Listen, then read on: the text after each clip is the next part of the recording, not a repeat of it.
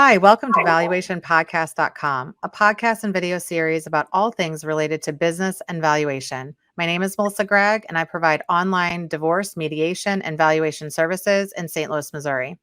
Today, we will discuss the Unimpeachable Rebuttal with Zachary Meyers, a CVA and CPA in Winfield, West Virginia. He is a testifying expert and has been qualified as an expert in the forensic accounting, taxation, business valuation, and pension valuation fields, specifically in civil, marital, and criminal litigation. Is there really a way for clients, because when they come to us, they're like, I need to know what this is worth. I need to know the value. I need to know what my claim is worth. I need to know what the lost profits were, what the lost wages were, all of these things. But they're relying upon us to tell them a reasonable answer. So how do they know? Like, is there a way for them to check if their expert is neutral? There are ways to check, but first of all, you want to assume that they want somebody that is neutral. Yeah, true. If you've ever tried to be neutral and you've had a client not like that characteristic about you, it's an interesting thing. But you have to be able to, if they're going to check the neutrality of your work, that's why it's important to be consistent. One, they can look at maybe other calculations and things that you've done in the past in other cases, and you calculated something a different way and just touted how great that way was, and then you do it completely opposite or counterintuitively in this particular case. So being consistent, whether the expert is consistent, you can check their consistency. You can also just check the supportability of each and everything that they do, whether it be an assumption or the selection of a methodology or an approach. Documentation tends to save lives. And so as an expert, I would say document every decision you make and be able to explain it. Because if it's asked of you and you can't explain why you did what you did, that's how people get tossed out of cases. That's how, Daubert challenges occur, because this expert cannot explain why we should rely upon this particular thing. Same exact documentation that Zach Meyers relied upon and can explain as to why this is reliable, the other expert couldn't, and therefore it didn't work. So attorneys need to look out for whether or not they support what they say and what they do, whether they do what they say, because sometimes experts will even say that they did something and then not do it. And that goes both ways, whether you're looking at an expert that you've retained or an expert that opposing side has retained.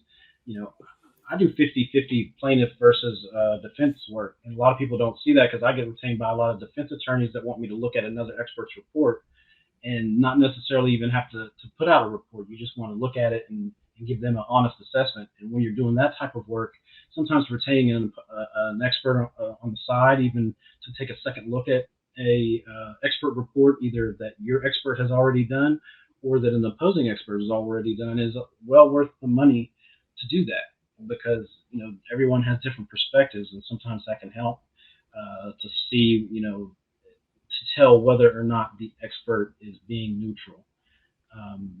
It's really a slippery slope to some extent to be able to say whether someone is or isn't neutral. Mm-hmm. It's normally really easy, though, to see when someone's just being a hothead and putting out unsupported speculative crap. Mm-hmm.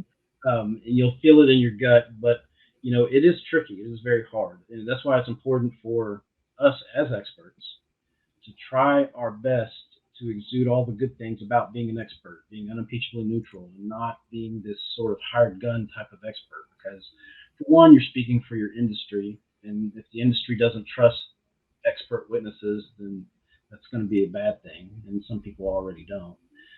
But at the same time, it's important for us to put on, to the best of our ability, our teaching hat. And if you look at your expert's report and it doesn't read like someone trying to educate somebody, that can be a problem and a sign that they're not really trying to educate. They're just trying to, get away with something or try to, they didn't have enough time to put into the expert report, therefore they couldn't support anything or testify to it. It can really be you can really set yourself up for failure if you try to take this overly advocative approach. It really can be bad. And if you're the expert, even if your attorney wanted you to do that, it can be a bad thing when the case doesn't go the way that they wanted it to, and they blame you for listening to them. Hmm.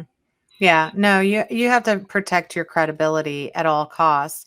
But I think another way for clients to even check the neutrality of the expert's work, in some capacity, we set the stage for that during the process. And in my mind, because when I review a valuation or a calculation with an attorney or a client or something like that, I am running the numbers to see what Zach, or really, let's talk about, Bob, the paid hired gun.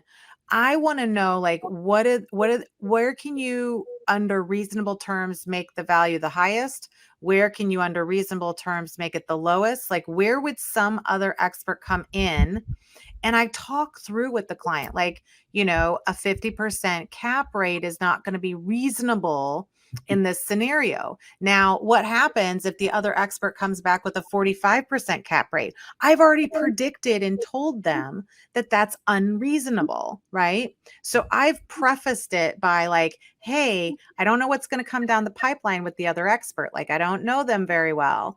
Or they could be from another area.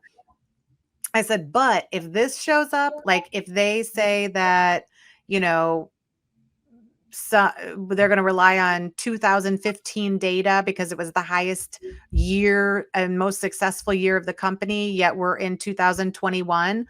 Okay, like I'm going to tell you, but we're looking at a lot of the same data. And so if I can prepare the attorney or the client, and then I say, okay, I know that this is the high and the low, but where I'm coming in is here. And this is why, right? And here's an area that I'm putting myself a little bit out, but I think I have a good reason for. And here are my reasons, right? Oh, well, that reason's not true. Okay, well, thank you. Okay, so that's not going to be a good supporting factor. So we might not have a good support for that position, and then I will tell them when they try to push me to support that position, I'll also be like, if I don't feel super comfortable about it, the testimony is not going to be as good. And if the testimony is not as good, it's not going to really help you. So, and we're only going to gain ground for $50,000.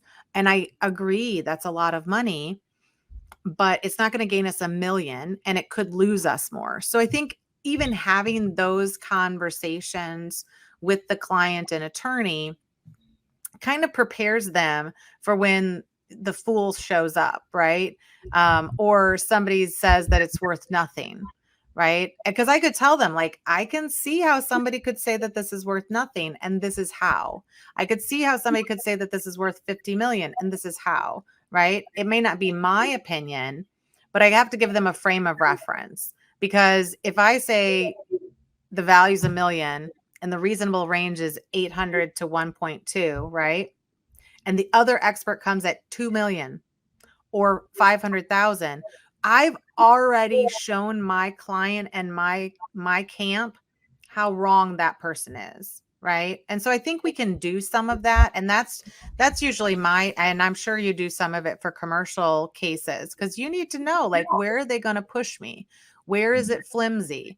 I like to say I'll go out on a limb, but it needs to be a nice thick limb that keeps, and I can only go out so far, right? I can only push myself so far that it's still in a reasonable assumption.